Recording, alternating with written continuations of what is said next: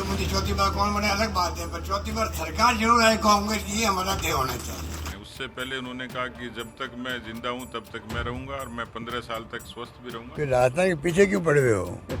राजस्थान इतना अच्छा गवर्नेंस दे रही है, प्रधानमंत्री को, गृह मंत्री को उसकी तारीफ करनी चाहिए। कुर्सी जाने के भय से, उसकी आशंका से असुरक्षित ज्यादा है, इसलिए इस किस्म के बयान देते हैं। बीजेपी न बंद कमरे में न खुले मैदान में कभी सरकार गिराने की साजिश नहीं करती। सरकार गिराने के षड्यंत्र होते हैं तो गृह मंत्रालय में होते हैं दिल्ली के अंदर।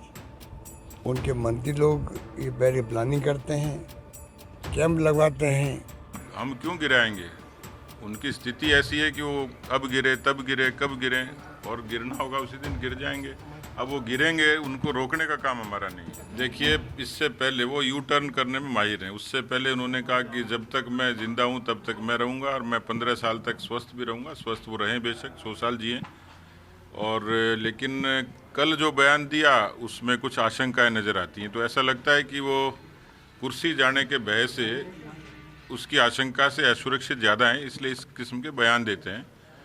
भारतीय जनता पार्टी पर उनका जो आरोप है वो रटा रटाया है, फिक्स है।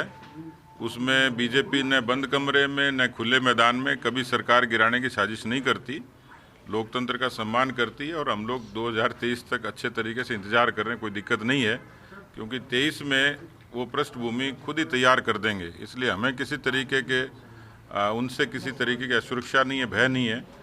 कांग्रेस का जो अंतर्कल है, अंतर्द्वंद है, आला कमान की जो कमजोरी है, उन सब चीज़ों का इम्पैक्ट अशोक जी की मानसिकता पे है। इसलिए इस तरीके के बयान देते हैं, देते रहेंगे। लेकिन पहले तो वो खुद को मुख्यमंत्री चौथी बार मान के चल रहे थे, अब वो कह रहे हैं कि बोले मैं बनूं चाहे नहीं बनूं। अब लगता है कि आला कमान ने कोई गड़बड़ करी है उनके ऊपर।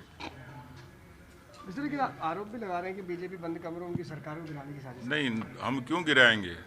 उनकी स्थिति ऐसी है कि वो अब गिरे, तब गिरे, कब गिरे, और गिरना होगा उसी दिन गिर जाएंगे। अब वो गिरेंगे, उनको रोकने का काम हमारा नहीं है।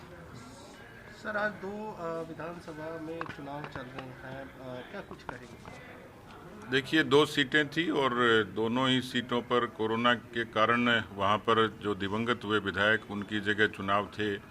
एक भारतीय जनता पार्टी के पास स्वर्गीय गौतम लाल मीणा जी के निधन से रिक्त हुई थी, और वल्लभ नगर की सीट पर कांग्रेस काबिज थी। भारतीय जनता पार्टी के कार्यकर्ताओं ने दोनों ही जगह परिश्रम किया है। पार्टी के प्रमुख नेताओं ने भी खूब प्रवास किए, सघन दौरे किए।